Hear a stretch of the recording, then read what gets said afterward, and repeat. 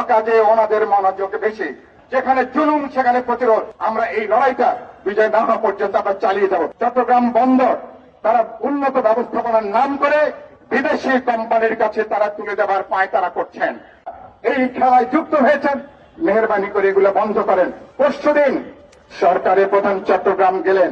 আমাদের অর্থনীতির প্রধান পাইপলাইন চট্টগ্রাম বন্দর তারা উন্নত ব্যবস্থাপনার নাম করে বিদেশি কোম্পানির কাছে তারা তুলে দেওয়ার পায়তারা করছেন।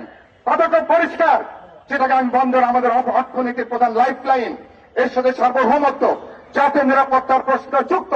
অন্তর্বর্তী সরকার এইভাবে জনগণকে আড়ালে রেখে রাজনৈতিক দলগুলোর সঙ্গে আলাপ আলোচনা না করে এটা আপনাদের কাজ না, কাজের চেয়ে অকাজে ওনাদের মনোযোগ বেশি।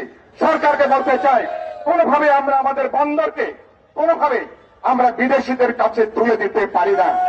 শেষ কথা বলবো, মেহরবানি করে নিজের কাজের দিকে মনোযোগ দেন। এগুলো নির্বাচিত সরকারের কাজ, আলাপ আলোচনা করবেন, বোঝাপড়া করবেন। আপনারা টানা সপ্তম